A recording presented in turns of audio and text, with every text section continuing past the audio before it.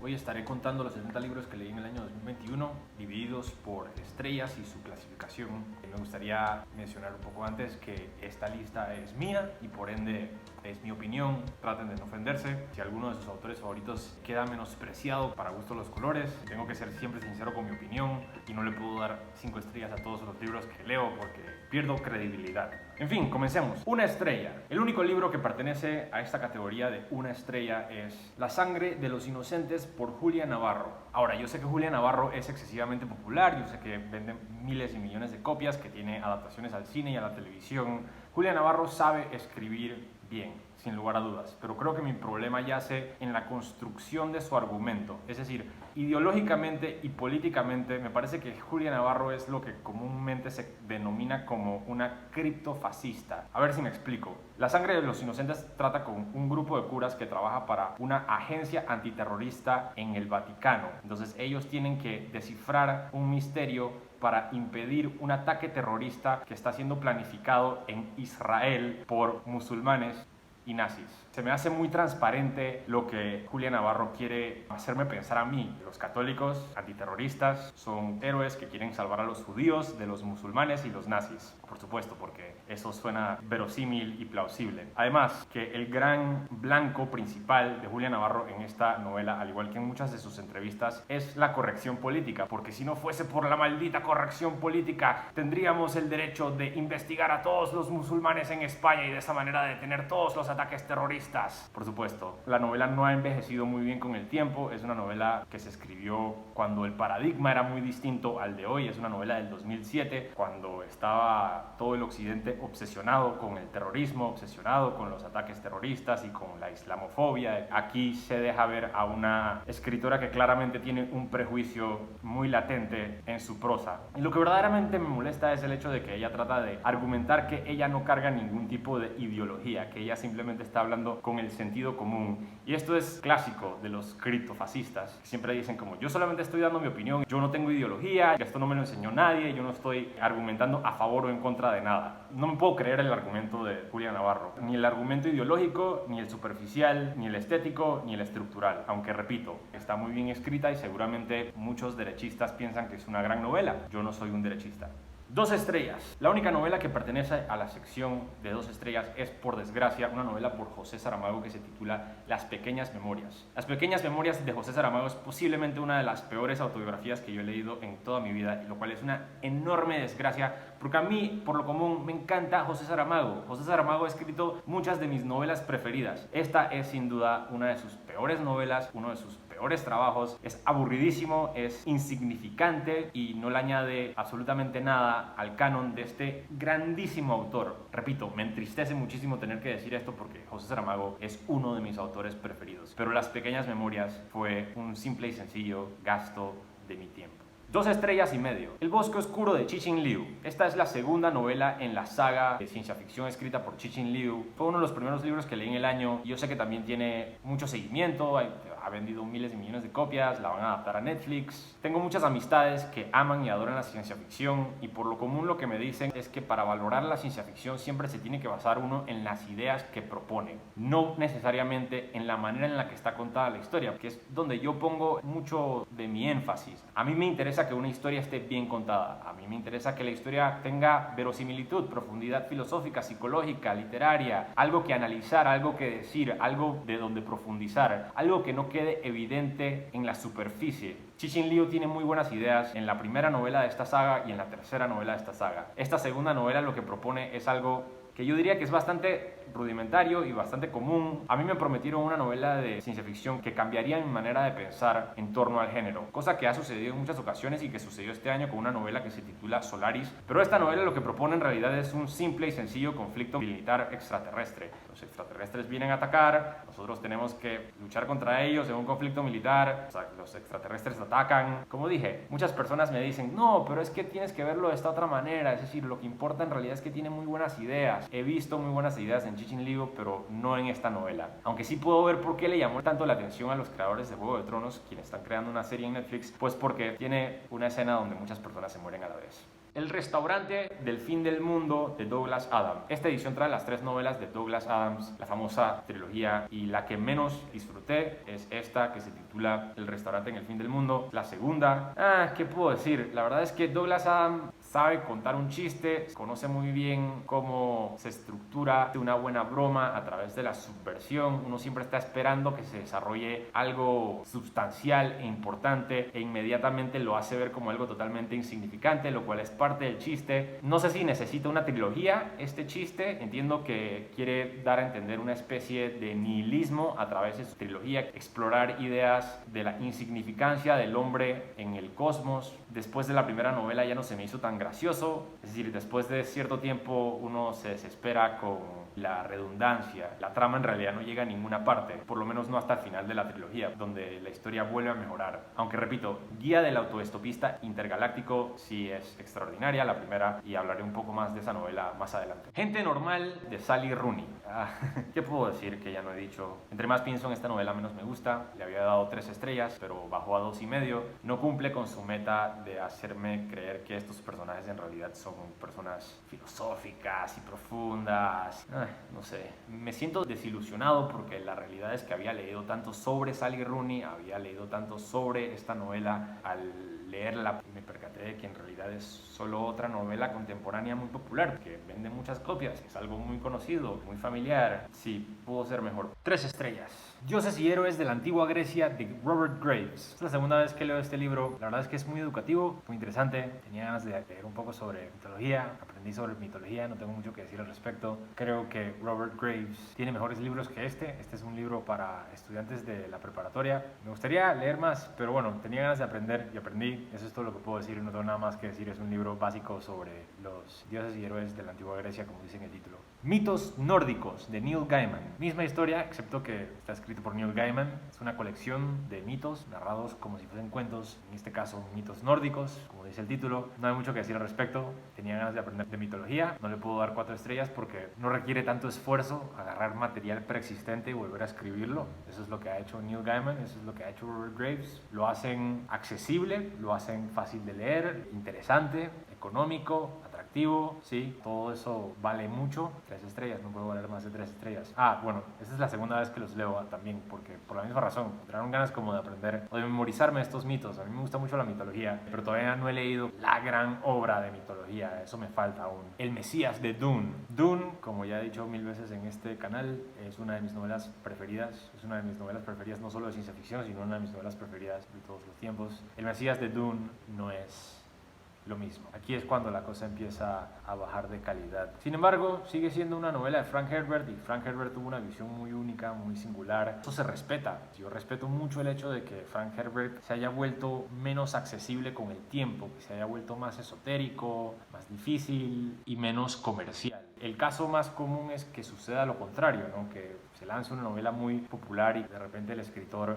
quiera vender su alma y se vuelva cada vez más y más comercial y más accesible para que más personas compren sus libros. Frank Herbert, por el otro lado, se vuelve cada vez más y más, supongo que la palabra es inimaginable o distante o inhumano. Creo que aquí lo que se aplica es quizás una manera de adjetivizar otredad, pero no encuentro la palabra. Pero bueno, sí, de todos modos lo disfruté porque es Dune y me gusta el universo de Dune y me cae bien Frank Herbert, pero sí no es algo que puedo recomendar. El fin de la muerte de Cixin Liu. Esta novela de Cixin Liu, a diferencia de El bosque oscuro, sí puedo decir que carga ideas interesantes. Es decir, sigue siendo una novela flojamente escrita, pero aquí sí puedo encontrar valor en sus ideas. Me causa gracia porque me habían dicho que desde El bosque oscuro me iban a volar la cabeza con ideas de física cuántica, y no es hasta las últimas 60 páginas de este enorme libro, es decir, hasta las últimas 60 páginas de esta enorme trilogía, que empiezan a implementar estas ideas de física cuántica que a mí tanto me llaman la atención. Admito que El fin de la muerte tiene un muy buen final, pero no sé si valió la pena leer la trilogía completa. El resplandor de Stephen King. Stephen King es un Quentin Tarantino sin autoconciencia, es decir, que Quentin Tarantino, cuando hace una película, él sabe que él está haciendo basura, él entiende sus influencias. Cuando le cortan el brazo a un personaje en Kill Bill y aparece el chorro de sangre, no es que Quentin Tarantino no sepa cómo funciona la anatomía humana, es que Quentin Tarantino está jugando con estas cosas que él adora, que él él creció viendo en la televisión y en el cine, él entiende lo que está haciendo, es un juego colectivo con su audiencia, un juego de referencias, un juego de espejos. Stephen King está muy influenciado por la literatura folletinesca y las películas de serie B, y él piensa que cuando él se sienta a escribir, él está escribiendo Moby Dick, la gran obra norteamericana, pero eso no es cierto. Stephen King es un escritor folletinesco que escribe sobre monstruos y cosas muy infantiles. No me encantó y no creo que siga leyendo Stephen King. 3 estrellas y medio. La sombra del viento es una novela por Carlos Ruiz Zafón. Es una historia bastante graciosa cómo cambia la opinión de uno con el tiempo de una novela. Es decir, me dejé manipular por la novela cuando la terminé de leer y le di 4 estrellas y medio. Y luego con el tiempo quedé pensando y pensando y pensando en la novela y después bajó a 4. Y luego quedé todavía más tiempo pensando y pensando en la novela y ahora está en 3 y medio. Creo que es una novela que tiene el poder del instante. Es decir, tiene una estructura muy rígida, cuenta una historia muy emocional, pero a fin de cuentas no me ofrece nada a mí desde un punto de vista literario. Es muy común, es demasiado sencillo todo lo que se lee. No tiene nada de malo. Yo entiendo que Carlos Ruiz Zafón es un héroe para muchos. A mí me cae súper bien el tipo en persona también. Es decir, he visto sus entrevistas y la verdad es que sabe escribir muy bien. Pero bueno, como dije, esta es mi lista. Por favor, no se ofendan. O bueno, enójense si quieren. ¿Qué me importa a mí? Muerte en el Nilo de Agatha Christie. Misma historia. Me gustó mucho. No es para mí. Es ficción de género. Es una historia detectivesca común. Me percato ahora que a mí lo que me gusta de la literatura es lo extraño. A mí lo que me gusta de la literatura es lo único, es lo original, es lo que no se puede encontrar en ninguna otra parte. Incluso cuando una historia está muy bien narrada, como la de Agatha Christie, a mí todavía me parece convencional. Aunque sí, es un gran misterio, tiene un gran protagonista, tiene muy buenos sospechosos, está repleto de sorpresas. Lo recomiendo muchísimo si alguien está buscando algo ligero, si alguien está de viaje por quién sabe dónde, quieren leer algo en el avión y entretenerse, pues esta es la novela para entretenerse. Si alguien está buscando solamente un valor de entretenimiento, no hay mejor novela que La muerte en el Nilo de Agatha Christie. Pastoral americana de Philip Roth. 3 estrellas y medio para Philip Roth. Digo, ¿qué le importa a Philip Roth que yo le dé 3 estrellas y medio a su novela? Es decir, Philip Roth es una leyenda. Philip Roth es uno de los escritores más importantes del posmodernismo norteamericano. Es un pilar de la literatura mundial. Es decir, es intocable y no hay nada que yo pueda decir que vaya a eliminarle ningún tipo de prestigio. Pero bueno, voy a decir lo que me gustó en un inicio, que es la manera de escribir, la profundidad psicológica. Es una novela extraordinariamente bien narrada, extraordinariamente bien escrita. Tiene muchas cosas a su favor. El problema que tengo con Philip Roth es su política. Él quiere también, al igual que Julia Navarro, hacerme creer a mí que él es apolítico y que él en realidad no tiene ningún bando, pero claramente Philip Roth aquí está tomando una postura de ultraderecha.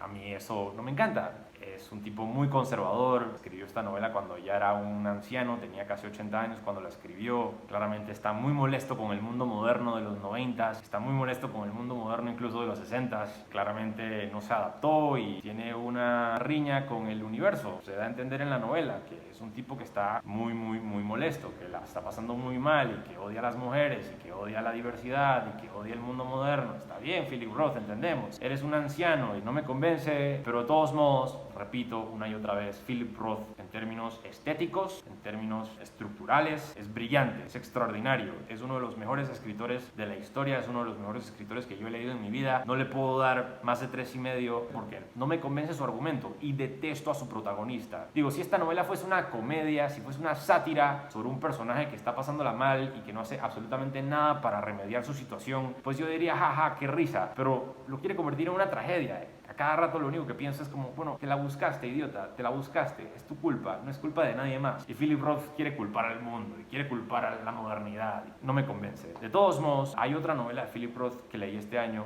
por segunda vez y que me gustó incluso más y ataca con más severidad esto que estoy mencionando, irónicamente, pero de todos modos le doy 3 estrellas y medio a Philip Roth, específicamente porque no me convence su argumento ideológico, aunque él quiera decir que no tiene ideología. La tía Julia y el escribidor de Mario Vargas Llosa. A mí me gustan muchas de las novelas de Mario Vargas Llosa. La ciudad de los perros es una de mis novelas preferidas. La fiesta de Chivo también me encanta. Esta no me encantó tanto, y en particular porque está dividida en 2 partes. La mitad de la novela la dedica Mario Vargas Llosa a su historia con la tía Julia, lo cual es muy entretenido, y la otra mitad de la novela la dedica a desarrollar estos relatos folletinescos que no llevan hacia ninguna parte, pues porque la novela funciona como una especie de tributo al drama radiofónico. Si fuese una novela de 250 páginas, en lugar de una novela de 500 páginas, la hubiese disfrutado muchísimo más. La vida, el universo y todo lo demás de Douglas Adams. Esta es la tercera entrega en la trilogía de Douglas Adams y tengo que decir que es superior a la segunda, no es superior a la primera. De nuevo, repito lo mismo, el problema con Douglas Adams es que está dispuesta a sacrificar un momento de verdadera conexión humana por un chiste. Y yo lo entiendo perfectamente bien, pues porque a mí también me gusta mucho el humor, pero hay momentos en los que se vuelve demasiado tedioso el hecho de que la novela no llega a nada. Y yo sé que quiero jugar con ideas de nihilismo cósmico, pero eventualmente se convierte como en algo tan frustrante. Por suerte, los últimos momentos de la trilogía valen la pena. Las penas del joven Werther de Goethe, o de Goethe, o como sea que se diga, porque la verdad es que yo no soy alemán. Sí.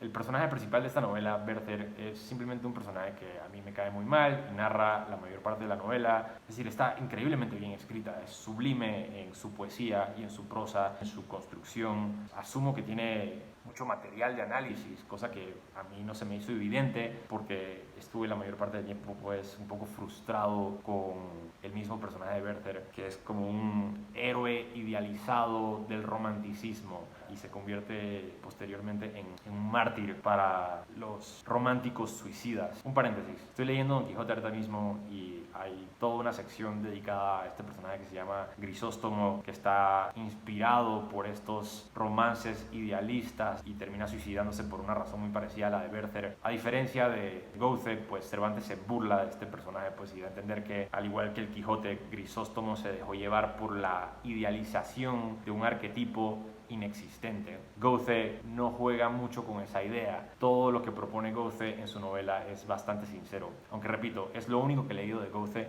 Me encantaría leer Fausto. Con suerte, en el 2022 lo leeré. Nombre falso de Riccardo Piglia. Esta es la segunda vez que leo los cuentos de Riccardo Piglia. Lo hice particularmente porque me gustan mucho sus conferencias, me gustan mucho sus ensayos, he leído muchos artículos en internet, me encanta todo lo que tiene que decir sobre Borges, por ejemplo. Así que volví a leer estos cuentos, que es lo único que tengo en mi biblioteca de Riccardo Piglia. Me gustó, me gusta el primero y me gusta el último. Todos los que aparecen en el medio no me encantan. El primero se titula El fin del viaje, me parece excelente, extraordinario, a ese sí le doy 5 estrellas. Y el último se llama Nombre falso, al igual que el libro de cuentos, y también me encantó, es muy borgiano. Y todos los que aparecen en el medio son cuentos de 3 o de 3,5. Repito, el cuento no es lo mío, a mí me gusta mucho más la novela larga en particular, pero sí, como dije, cuando encuentro un buen cuento, quiero pensar que lo sé reconocer. Riccardo Piglia en este libro tiene 2 muy buenos cuentos. ¿Dónde estás?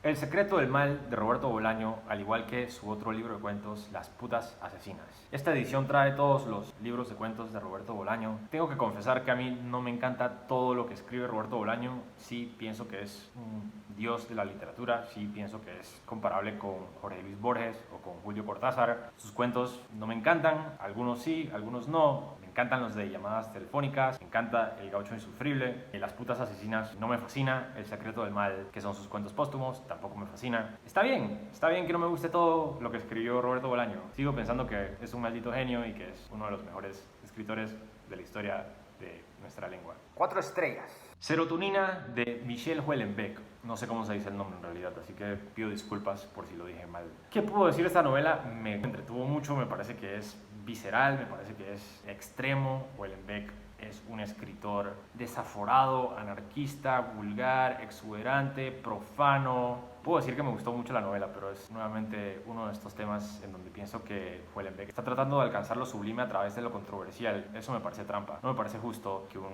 escritor confunda lo sublime con lo controversial, lo de muy alta calidad con lo llamativo. Está tratando de llamar la atención pues con una extrema misoginia, con un extremo racismo. Y digo, a diferencia de otros autores como Julia Navarro, Philip Roth, yo sí pienso que Michel Houellebecq no tiene política, que Michel Houellebecq es una persona que simplemente no le importa el mundo y va a escribir lo que le dé la bendita gana. Esto lo respeto. De todos modos, es una novela sobre un personaje completamente miserable, así que tampoco es que empatizo con él, tampoco es que estoy de acuerdo con lo que escribe, pero puedo ver de dónde proviene su dolor. Es una especie de nihilismo trágico que vale la pena estudiar, la verdad. Me llamó mucho la atención. A Houellebecq sí le doy puntos por eso. La novela carece también de un punto emocional de donde yo conectar, o de un punto quizás literario de donde yo conectar, pues se me hace muy difícil a veces conectar con este tipo de literatura, pero por lo chocante, y esto lo admito, por lo chocante se me hace entretenido. Es decir, que Serotonina es una novela entretenida específicamente porque es tan chocante, porque es tan vulgar, porque es tan profano, porque no puedo creer lo que estoy leyendo, no puedo creer que estoy leyendo algo que ya nadie tiene permiso de escribir. Es cierto que yo no estoy en contra 100% de la corrección política, pero también me parece que hay ciertos límites para todo y Michel Houellebecq estira esos límites, pero sí veo que provienen de un sitio de mucho dolor, lo cual confirma siempre mi teoría de que estas personas que son extremadamente prejuiciosas y cargan demasiado rencor con ellos sin mucho sentido, estas personas sufren más que cualquier otro. De allí surge su prejuicio y este odio y este rencor. Yo creo que Michel Houellebecq estaría muy en desacuerdo conmigo al escucharme decir esto, pero así, eso es lo que me da a entender su novela. Es la novela de un personaje miserable y triste y que se quiere matar, y en el proceso este autodestructivo culpa al mundo. Se me hace bastante transparente, por lo menos a mí, desde ese punto de vista. La verdad es que me gustó. Leería más de Houellebecq.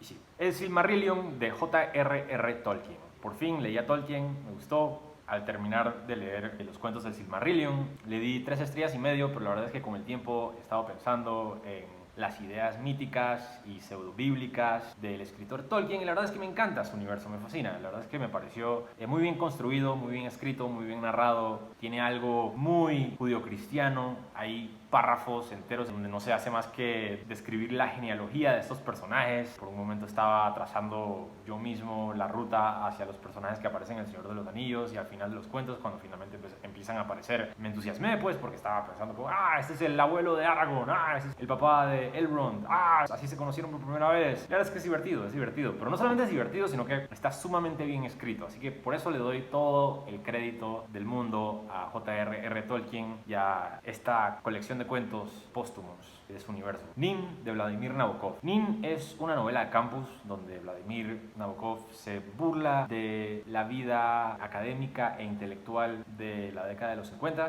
Como siempre, trata con un desadaptado social que trata de incorporarse al mundo, pero no puede, no habla muy bien inglés, todo el mundo se burla de él. Es una especie de parodia hacia el intelectual inmigrante europeo. Me entretuvo muchísimo, es decir, es probablemente la novela de Vladimir Nabokov que más me ha hecho reír, pero es la que menos ofrece en términos de contenido psicológico o filosófico. Si ya leyeron a Lolita, si ya leyeron Pálido Fuego, pues sí, deberían de leer esta. La Mancha Humana, de Philip Roth. A pesar del hecho de que esta novela es una diatriba en contra de la corrección política, la disfruté mucho porque me cayeron bien sus personajes. La encontré mucho más entretenida que Pastoral Americana porque no trata de ser tan melodramática en el proceso de criticar la sociedad moderna, que es lo que hace Philip Roth en estas dos novelas. La Mancha Humana es la carta de Philip Roth al mundo, quejándose de cómo los valores ya no son como antes y las cosas han cambiado, y está muy molesto porque piensa que la corrección política es una mierda y que la gente joven es una mierda. Digo, y estamos hablando de 1990, así que claramente si Philip Roth estuviese vivo todavía tendría muchos más problemas de los que tuvo cuando escribió esta novela. Eso sí, está sublimemente bien escrita. Philip Roth es siempre magistral en el uso del lenguaje, incluso en la profundidad psicológica. Aunque te caigan bien sus personajes o te caigan mal sus personajes, no puede nadie negar el talento de Philip Roth al escribir. La pista de hielo, de Roberto Bolaño. Sí, Bolaño jugando con el género literario del policíaco que tanto le encantaba. Le doy 4 estrellas porque no se compara con sus mejores obras. De todos modos, sigo pensando que es muy entretenida y que, como siempre, está escrita magistralmente por Roberto Bolaño. Esta es la segunda vez que la leo, y la leí en particular porque me llama la atención la construcción del misterio. Es un misterio muy bien construido. Hay 3 puntos de vista, al igual que en muchos de los relatos pseudopolicíacos del autor. Es un misterio que tiene que resolver el lector, porque resolver misterios en Latinoamérica, como ha dicho Juan Villoro, es inverosímil. Cartas de una desconocida, de Stefan Zweig. A mí me encanta esta novela, la encuentro muy entretenida, como todo lo que escribe Zweig. No es lo mejor que he leído de Zweig, de todos modos me parece que en términos de belleza prosaica y construcción de mundo, no hay nadie mejor que Zweig.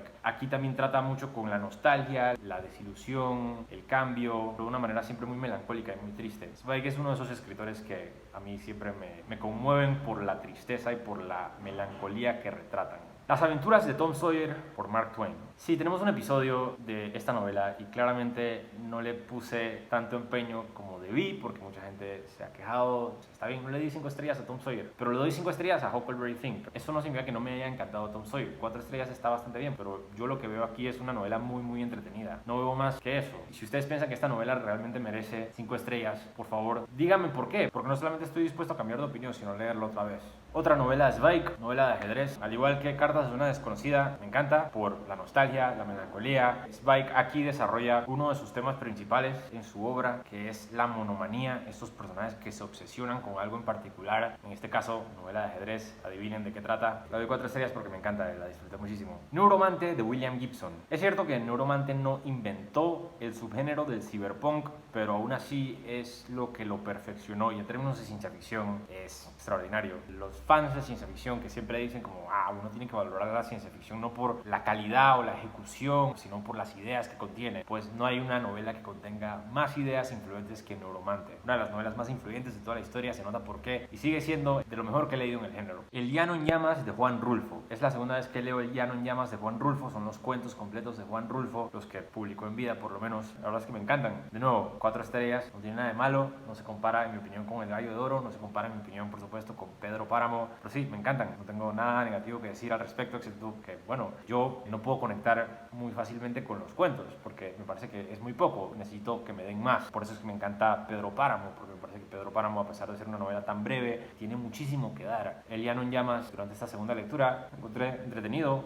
incluso sublime en muchas ocasiones, pero a mí me parece que lo que logra que una novela sea sublime es algo que se desarrolla con tiempo. Es decir, que una buena oración por su propia cuenta no es en sí sublime, es algo a lo que llegamos. Es decir, que si uno está leyendo, digamos, va leyendo 100 páginas y uno no puede detenerse en ese momento porque ha alcanzado un punto sublime, pues eso es lo sublime. Eso se me hace muy difícil con los cuentos y con las novelas muy breves. Eso lo logra, de todos modos, Juan Rulfo con su novela Pedro Páramo, y diría incluso que también con El Gallo de Oro. Hija de la Fortuna por Isabel Allende. Yo sé lo que van a decir, pero Arturo, tú le diste 4 estrellas y medio a Isabel Allende. Es cierto, pero alguien me avergonzó en la sección de comentarios y le tengo que dar puntos a su favor. Es cierto que tengo cierta debilidad por el melodrama, al igual que la novela de Carlos Ruiz Zafón. Hija de la Fortuna es una novela que me cautivó en el momento por su contenido emocional, pero entre más pienso en ella, más me percato de que en realidad es una novela pseudo-manipulativa, melodramática, estereotipada, incluso cliché. De todos modos, Isabel Allende escribe muy bien, es una prosa muy floreada. Muchas personas dicen que la prosa floreada solamente la puede escribir García Márquez, que nadie más debería escribir así. No estoy de acuerdo, me parece que Isabel Allende sabe manejar la prosa floreada, que no es lo mismo que una prosa poética. Prosa floreada es llevar la poética al extremo. 4 estrellas, me gusta mucho. ¿Me gusta más que La Casa de los Espíritus? No. ¿Me gusta más que otras novelas de Isabel Allende? Sí, definitivamente. Herzog de Saul Bellow. A esta novela yo le había dado 3 estrellas y medio cuando la terminé de leer, porque es cierto que no es entretenida, es decir, es como un dolor de cabeza, porque es una novela excesivamente intelectual y frustrante. De todos modos, es una de esas novelas que planeo volver a leer, número 1, y número 2, es una de esas novelas que mejora con el tiempo, porque me ha dado mucho de qué pensar. Tiene una tesis muy interesante, no todo queda en la superficie. Es precisamente lo que he mencionado anteriormente sobre una novela filosófica que no es obvia en su propósito. Herzog de Saul Bellow me ha encantado, pero solamente una vez acabé de leerla. Es decir, que durante el proceso de lectura pues me encontré muy frustrado con esta narrativa tan pesada. Me gustaría leer más de Saul Bellow, pero antes de leer más de Saul Bellow es muy posible que vuelva a leer Herzog. Cuentos de Juan Carlos Onetti. Ahora, dejemos algo claro. Juan Carlos Onetti tiene cuentos que son indudablemente de 5 estrellas. No todos los cuentos de Juan Carlos Onetti, en mi opinión, merecen 5 estrellas. Muchos merecen 4 estrellas. Y por ende, este libro de cuentos de Juan Carlos Onetti tiene 4 estrellas. Ahora, me gustaría añadir que estos cuentos completos de Penguin Random House de bolsillo no son los cuentos completos. No vienen todos los cuentos de Juan Carlos Onetti y eso me parece un poco desilusionante. No sé por qué le pondrían este título a la colección, pero bueno, aquí estamos. Sin embargo, Juan Carlos Onetti me encanta. Tenemos un episodio completo sobre Bienvenido Bob, que es mi cuento preferido del autor. Y sí, El infinito en un junco, de Irene Vallejo. Muy buen ensayo, es uno de los pocos ensayos que leí en el año. Lo disfruté muchísimo, me lo recomendaron y la verdad es que vale la pena leerlo. Es increíble lo mucho que aprendí. A mí me sorprende todavía la cantidad de información que contiene este libro sobre las primeras bibliotecas, la invención del alfabeto, la invención del papel, los rollos originales, los pergaminos, la invención del libro, desde la antigua Grecia hasta Roma, hasta el mundo moderno de hoy. Es un ensayo que tiene una perspectiva muy personal y muy amorosa hacia su enfoque, que es por supuesto la invención del libro. El gaucho insufrible de Roberto Bolaño. Volvemos a los cuentos completos de Roberto Bolaño. En esta colección viene su último libro publicado en vida, que fue El gaucho insufrible, y es una colección de cuentos que disfruto bastante, me encantan. Podemos ver a un Bolaño que va evolucionando su estilo, va alejándose un poco de su alter ego Arturo Belano y va entrando más en esta ficción exagerada que vemos en 2666. Y sí, es excelente, me encanta El gaucho insufrible, aunque todavía no es el mejor libro de cuentos de Roberto Bolaño. Guía del autoestopista intergaláctico. Es la mejor novela de las tres, es la segunda vez que la leo, la leí por primera vez en el colegio. Me encantó en el colegio, le hubiese dado 5 estrellas, sin lugar a dudas. Pero bueno, como todo en esta vida, la gente cambia, la gente madura, las cosas nunca permanecen de la misma forma. Igual que yo, pues, he cambiado, ya soy un adulto y ya no lo encuentro tan gracioso como antes. Me sorprende, pero de todos modos lo aprecio. Es decir, hay una parte de mí que lo ve con tanta nostalgia, que le tiene tanto aprecio a esta historia que por un momento dado significó tanto para mí. Y bueno, sí, cada vez que digo malos chistes en los podcasts de dialéctica y nadie se ríe, tienen que darle las gracias a Douglas Adams por haberme influenciado a su manera. Ulises de James Joyce. Yo sé lo que van a decir también. Pero Arturo, tú le diste 3 estrellas a Ulises de James Joyce. Es cierto, le di 3 estrellas originalmente porque no disfruté la lectura, al igual que con Saul Bellow, al igual que con muchos otros escritores. Con el tiempo cambio de opinión, tengo derecho a cambiar de opinión. He cambiado de opinión una vez más, le doy 4 estrellas a Ulises. Tengo el presentimiento de que una vez vuelvo a leer una mejor traducción, porque sé que hay una mejor traducción que esta, es muy posible que le dé 5 estrellas. Me ha dejado pensando en el universo que construye Joyce, me ha dejado pensando en sus juegos de palabras, me ha dejado pensando en su contenido filosófico, me ha dejado pensando en la enorme influencia. Joyce y el Ulises están en todas partes. Una vez que uno lee el Ulises y se pone a leer a los sucesores de Joyce, pues uno se percata de que no existirían muchos escritores sin esta novela, o serían demasiado distintos. Joyce es un precursor para Nabokov, para Pynchon, para Cortázar, para Bolaño. Son innumerables los escritores que han sido influenciados por esta novela. Así que sí, le doy 4 estrellas. Voy a volver a leerla. Ya me han llamado la atención en muchas ocasiones por decir cosas negativas de Joyce. Y no es que esté cediendo a la presión. No. Por favor, no piensen eso. A mí, en realidad, no me importa tu opinión. Por favor, comenten. No es que esté cediendo a la presión, para nada. Es decir, yo mismo me he dejado llevar por la influencia que ha tenido esta lectura en mí. A mí me gustaría volver a leer esta novela. ¿Existen las malas lecturas? ¿Puedo yo leer una novela quizás con una perspectiva errónea? Sí, es totalmente posible. Es totalmente posible que haya leído mal el Ulises. Digo, creo que lo entendí de principio a fin. Leí una guía de lectura en conjunto con la novela para poder entenderla mejor. De todos modos, tengo el presentimiento de que si le doy otra oportunidad, la voy a disfrutar muchísimo más. Y por eso es que le doy 4 estrellas por ahora a Joyce y a Ulises. Y repito, ¿qué coño le importa al fantasma de Joyce que yo, un youtuber en Costa Rica, le dé 4 estrellas a su fucking obra? Nada, no le importa, a nadie le importa, a nadie le debería importar. 4 estrellas y medio. Nocturno de Chile de Roberto Bolaño. Es la segunda vez que leo Nocturno de Chile por Roberto Bolaño. Y es una de esas novelas que voy disfrutando cada vez más. Es una de las 2 novelas chilenas de Roberto Bolaño, junto con Estrella Distante. Es una novela que ha mejorado con el tiempo. Es claramente una novela política. Una de las 2 novelas que trata directamente con la dictadura de Pinochet. Aquí lo vemos desde el punto de vista de un derechista. El protagonista es un cura intelectual que se deja vender por la dictadura e ignora todos los crímenes en contra de la humanidad que se cometen en Chile durante esta época. Bolaño originalmente quiso titular la novela Tormenta de Mierda, y puedo ver por qué, pues porque Bolaño no gusta de su protagonista. Está satirizando al cura que se vende y que vende sus ideales para encajar en el régimen, pero una vez que el régimen de Pinochet se disuelve, le cae la conciencia encima. Estilísticamente hablando, es uno de los libros de Roberto Bolaño más interesantes que hay, en particular porque está escrito todo en un párrafo.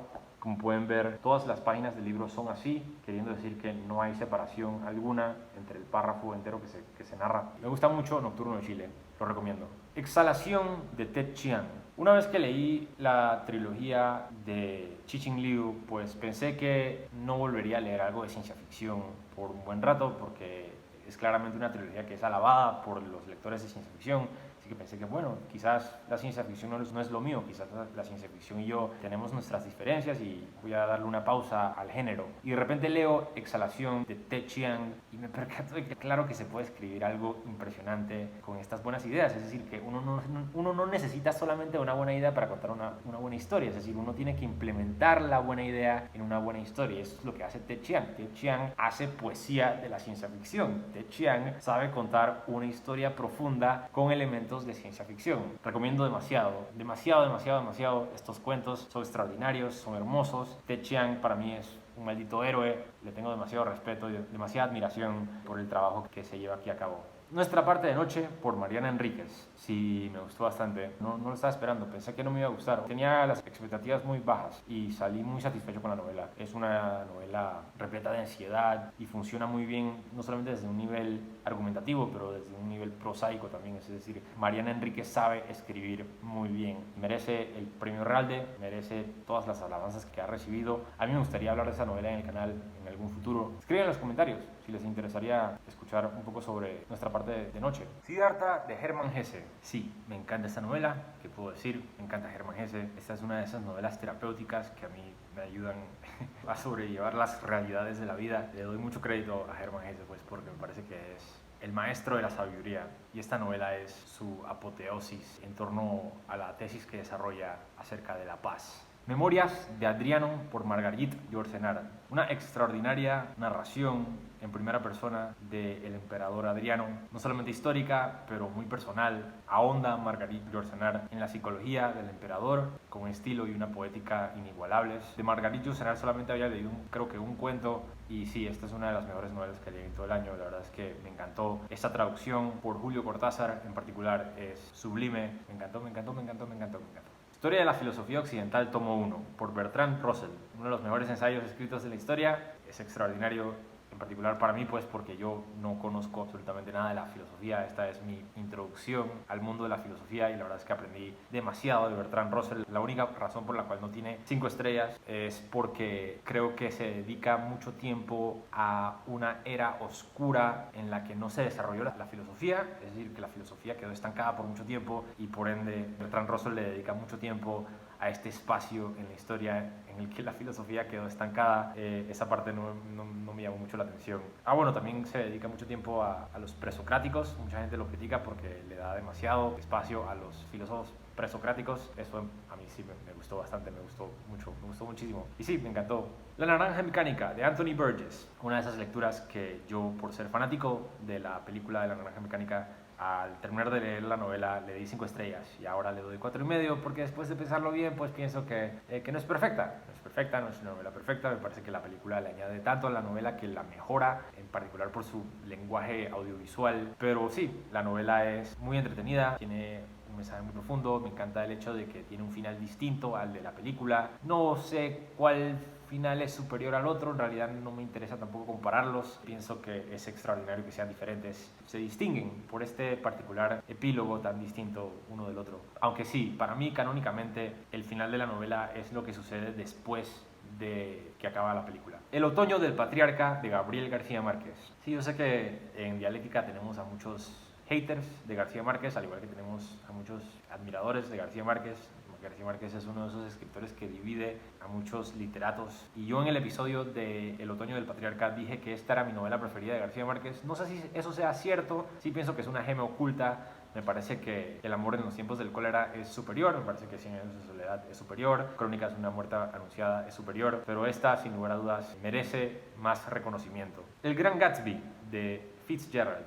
¿Qué puedo decir yo del Gran Gatsby que no se haya dicho? Creo que absolutamente nada. Es una gran novela, es una gran historia sobre paralelismos, sobre espejos, sobre romances, sobre la superficialidad, sobre el dinero, sobre las clases sociales, sobre la lucha entre las clases sociales, sobre la ambición, sobre los sueños, sobre la idealización. Es una novela que tiene mucho material para discusión, pero no creo que yo tenga nada que añadirle a la conversación.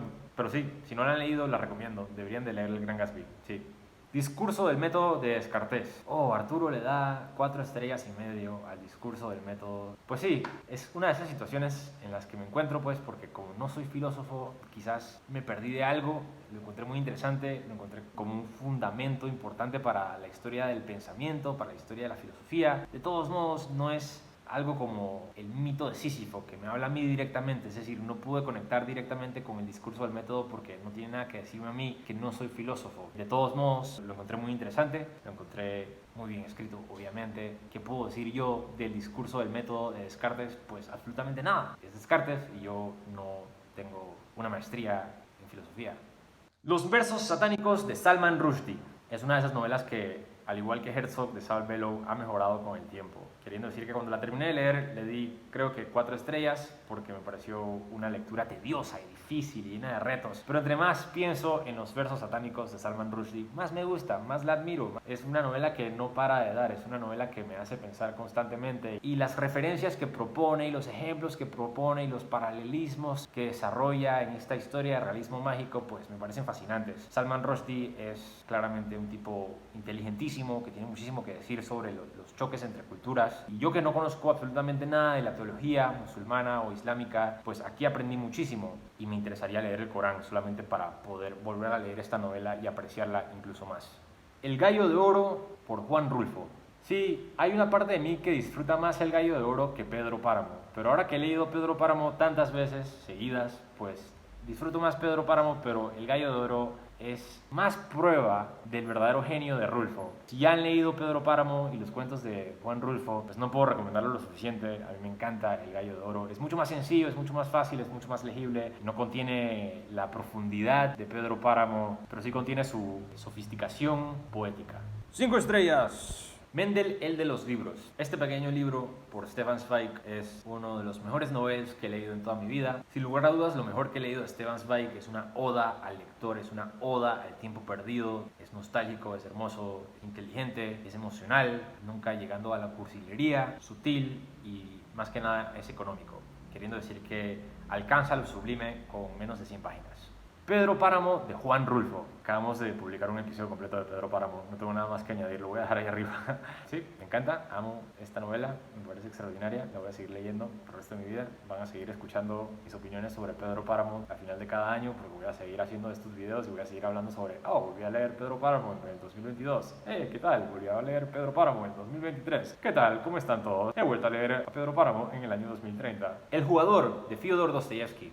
No sé si sabían, Fyodor Dostoyevsky era un ludópata y aquí en El Jugador desarrolla la psicología del ludópata y lo hace, como siempre, de una manera magistral, psicológica, inteligentísima y más que nada muy bien escrita. Es decir, nadie se compara a Fyodor Dostoyevsky cuando se trata del proceso del desarrollo del personaje. Una vez que uno acaba de leer una novela de Fyodor Dostoyevsky, el protagonista sigue hablando, el protagonista sigue dando sus propias opiniones, elaborando en su propio mundo, pues esa era la especialidad de Dostoyevsky. Él lo que sabía hacer era ahondar en la profundidad psicológica de sus personajes, incluso los más minoritarios. Y sí, me encanta El Jugador, me fascina, es una de las mejores novelas que leí en todo el año. Muy pronto estaré leyendo Los Hermanos Karamazov, que sigue siendo mi novela preferida de Dostoyevsky, y gracias al Jugador pues estoy más entusiasmado que nunca. El arco iris de gravedad de Thomas Pynchon. Ya dije todo lo que tenía que decir sobre esta novela. Aquí arriba dejaré un link para el episodio. Solaris de Stanislav Lem. Solaris es una de esas novelas que siempre he querido leer, en particular por la película. Amo la película de Tarkovsky y bueno, este año finalmente lo leí y la verdad es que me encantó. Me parece que es en esencia eso que siempre se menciona sobre la ciencia ficción. Es decir, el valor de la ciencia ficción es equitativo al valor de sus ideas y no necesariamente al valor de su trabajo. Las ideas de Stanislav Lem solamente son comparables con las de Lovecraft. Es decir, que Stanislav Lem eleva la filosofía de lo desconocido, eleva el nihilismo cósmico, eleva las ideas que poseemos por lo común de estos conflictos intergalácticos que siempre terminan siendo militares. Pues no siempre tiene que ser así, no siempre tiene que ser un conflicto militar, pues eso es incluso inverosímil. Lem aquí lo que propone es una idea cósmica de un universo que no es capaz de comunicarse con nosotros por el mero hecho de ser alienígena. Lolita de Vladimir Nabokov. Sí, es la segunda vez que leo Lolita, la leí en el 2020 por primera vez, la leí en el 2021 por segunda vez, me encanta, es extraordinario, muy pronto estaré publicando un episodio completo de Dialéctica sobre esta novela y sí, sigue siendo una obra maestra, es mi novela preferida de Nabokov y Nabokov ya por sí es uno de mis autores preferidos. Tengo mucho que decir al respecto, pero ya lo dije de hecho porque el episodio ya lo grabamos, pero no lo he publicado pues porque todavía lo tengo que editar, pero muy pronto estaré publicando eso, se lo recomiendo a todo el mundo, creo que es uno de nuestros mejores episodios. Frankenstein, de Mary Shelley. Este fue el último libro de 5 estrellas que leí en el año. ¿Qué puedo decir? Es extraordinario. Una de las cosas que me sorprendió durante la lectura, incluso lo tuve que buscar en Google, es Frankenstein parte del romanticismo. En esencia, Frankenstein o el moderno Prometeo es una novela romanticista. ¿A qué me refiero con una novela romanticista? Pues que ahonda en las emociones exageradas de sus personajes y pone por encima de todo la desesperanza de Frankenstein y la desilusión del monstruo de Frankenstein, que es lo más interesante de todo. Uno, si ha visto la película o cualquier adaptación, uno entra a Frankenstein pensando que el monstruo va a ser una especie de Boris Karloff y al final termina siendo un intelectual muy empático, muy humano, muy emocional. Es trágico, es triste, es desesperante, es extraordinario. Es una de las mejores novelas que he leído en el año. Los Detectives Salvajes de Roberto Bolaño. Esta es la tercera vez que leo Los Detectives Salvajes. Lo hice para el episodio que publicamos creo que a mediados del año. Y sí, sigo pensando que es una obra maestra. Me encanta. Es mi tercer libro preferido de Roberto Bolaño. Amo esta novela. Es una de mis preferidas. Amuleto, de Roberto Bolaño, mi segunda novela preferida de Roberto Bolaño. Sí, yo creo que dentro de muy poco estaremos filmando un episodio sobre esta pequeña novela. Me parece que es extraordinaria, es como un ejercicio muy bolañesco. Uno de sus primeros, pues agarró un capítulo de Los Detectives Salvajes y lo expandió hasta convertirlo en una pequeña novela. Me parece que es sublime. Estaremos filmando un episodio dentro de muy poco y la discutiremos a profundidad.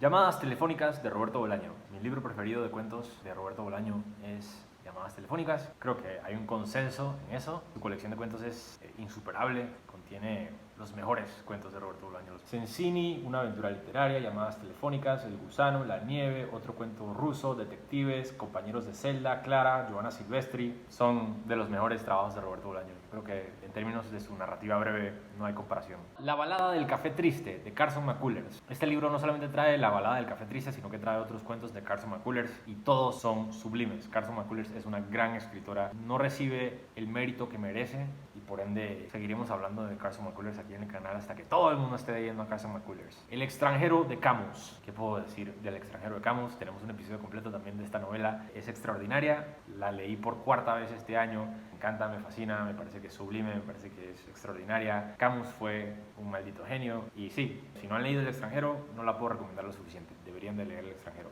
Macbeth de William Shakespeare.